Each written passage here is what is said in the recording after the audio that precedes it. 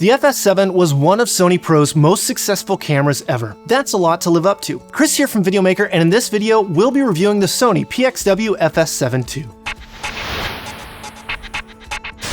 In today's video, we are going to cover everything you want to know about the FS7 II. If you'd like to jump ahead or see the index of what we're covering, check out the description. Sony first announced the FS7 in 2014, and since then it has become one of Sony Pro's most popular cameras. Its form factor lends itself to both cinema and ENG work alike. Since its announcement, Sony brought forth the FS5, a smaller and somewhat stripped down version of the FS7. With the announcement of the FS7 II in November of 2016, we quickly pulled up the spec sheet to find out what's new.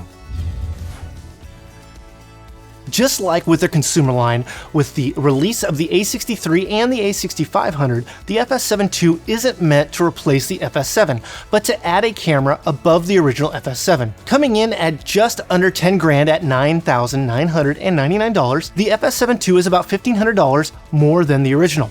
That begs the question, what does $1,500 get you?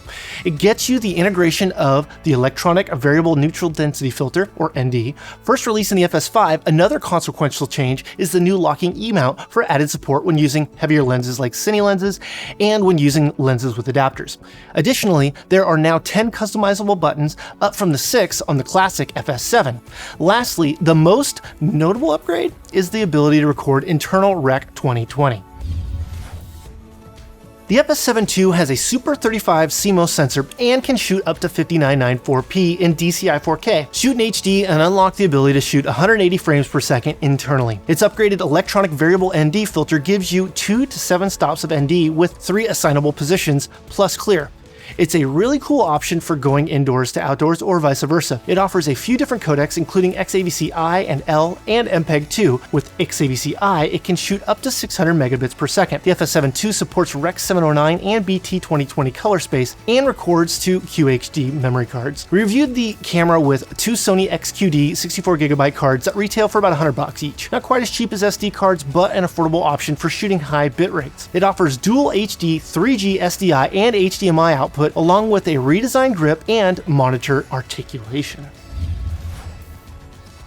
For the majority of our shooting, we were after the best image quality possible, shooting in DCI 4K at 24 frames per second and XAVC-I with the standard gamma curve. The image was wonderful. Lots of situations this is the go-to setup. However, if you want the broadest color space and dynamic range, S-Log3 is key. Though something to consider is that S-Log3 is more time consuming to grade than other gamuts. It shines when dynamic range is needed. We set out an ambitious task with this review. Because the FS7 II is as expensive of a camera we cover, we wanted to make sure we covered some affordable Cine lens options along with the camera. Because it's likely the camera could represent most of your budget, we wanted to offer relief to the wallet.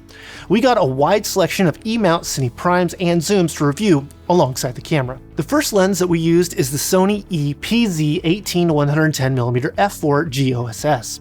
It's the kit lens for the FS7 II. However, unlike your typical kit lens, it might be one of the best fit lenses for it, not just an added value. Next, we got our hands on the MK Cine Zoom line from Fujinon that consists of the MK 18-55mm and the 50-135mm. They are a nice zoom pair that should cover most focal length needs, and they have a wide aperture of T2.9. We next shot the Sigma 18-35 T2 and the 50-100 T2 Cine Zooms. They're designed for full-frame sensors and are the largest lenses of the group. Lastly, we wanted to mix up all the zooms with some Cine primes from Xeen by Rokinon. We shot the 14mm T3.1, 35mm T1.5, and the 85mm T1.5. We have full reviews of each of these lens lines, so if you're considering the FS7 II, you ought to check them out.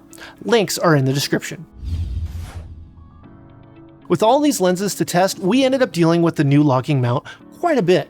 The added stress to the lens mount when using heavier glass was enough that Sony upgraded it for this camera. However, we found that it requires 2 hands to add or remove a lens. Even after swapping out lenses extensively, it was still cumbersome to do. With 4 added assignable buttons, making a total of 10 customizable buttons, we were able to get all the controls we needed at our fingertips. Assigning functions to those buttons is simple and easy, and most, if not all, functions can be assigned to a button. Going a bit further into usability, the grip is fantastic. We loved it on the original FS7 and the FS5. With the Sony EPZ 18-110mm f4 GOSS, you're able to have pressure-sensitive servo zoom control via a rocker. It's right where you need it to be, and it can be adjusted a million different ways. It rotates and extends to allow for adjustment. The monitor hasn't been updated from the FS7. The monitor doubles as a viewfinder with an added-on plastic loop. The plastic loop and monitor is a better fit for the cost of the FS5.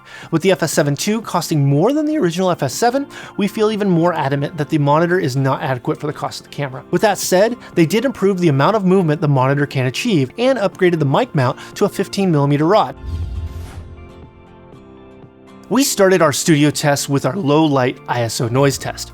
Starting at ISO 800, the lowest ISO, we doubled the ISO and shutter speed to counteract each other to show at what ISO noise is introduced. We started with internal noise suppression off.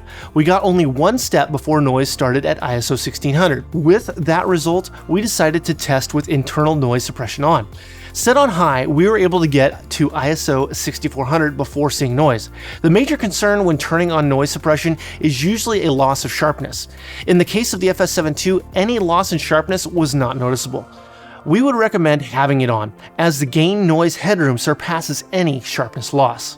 Next, we're on to testing the rolling shutter. A very simple test shows us that when we do a whip pan, straight lines become jello-like. The rolling shutter on the FS7 II is there, however, at the rate one must pan to experience it, it's not noticeable because of the motion blur you get at the same time. The rolling shutter effect on the FS7 II is as insignificant as possible for a rolling shutter camera. We normally cover battery life with DSLRs and MLICs by talking about how long one battery will last. In this case, there are 3 battery sizes that Sony offers, and in practice, the one we tested, the BPU30, offers almost double the life that Sony predicts. Sony said that it would last an hour, and it lasted just under 2 hours.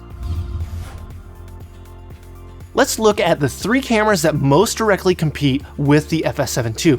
Because we have already discussed the original FS7 throughout this review, we will look at 3 other cameras: the Blackmagic Design URSA Mini Pro 4.6K, the Canon C200, and the Red Raven. The Blackmagic Design URSA Mini Pro 4.6K is the cheapest, offering at $6,000. It shoots 4.6K up to 60p on its Super 35 CMOS sensor and offers both Cinema DNG and ProRes up to 444 internal recording. The Pro in the model name indicates a full set of external controls and a 2, 4, and 6-stop ND filter. It shoots on CFast 2.0 and SD memory cards and includes 12G SDI output and timecode input. Lastly, it has 2 XLR inputs and a magnesium alloy body. The next competitor is the Canon C200 at $7,500. It also has Super 35 CMOS sensor and shoots up to DCI 4K 5994p. Offering dual pixel CMOS autofocus and lets users shoot in Canon RAW Lite, MP4, and MP4 proxy. It has an integrative EVF, 2 XLR audio inputs along with SDI, HDMI, and Ethernet connectors. Plus, you get a rotating 4-inch LCD monitor and a camera grip. The C200 shoots on CFast 2.0 and SD cards. Lastly is the Red Raven at $8,950. It shoots on the Red Dragon 9.9 megapixel CMOS sensor, shooting up to 120 frames per second in 4.5K, plus you get 16.5 stops of dynamic range, and can shoot up to 240 frames per second in 2K. It shoots in Red Code RAW and Apple ProRes or Avid DNxHD. It records onto Red Minimag SSDs and is constructed of lightweight aluminum. Keep in mind that the $8,950, the camera is not operational and will require more accessories to function. The FS7 II is an easy camera to grab and go. It has a great looking image but doesn't come without flaws. The menu is convoluted but can be organized via a customizable user menu. The updated lens locking system is a nice idea, but the execution is weak. Is the FS7 II worth the extra $1,500 over the original FS7? That greatly depends on if you make good use of the upgraded features. We really enjoyed using the FS7 II. The footage looks great and it gives lots of flexibility in post. It's a very nice camera, and if you have a bigger budget, you should consider it. So there you have it. That's our review of the Sony FS7 II. If you'd like to buy one and help us make videos like these, there's a link in the description. You can click on it and you can buy it today. If you'd like to buy the Blackmagic Design URSA Mini Pro 4.6K, the Canon C200, or the Red Raven, there'll be links to buy them as well. As always, like, share, and comment. We want to know what you think. I've been Chris from Videomaker. Until next time, keep doing the hard work that you do. Bye-bye.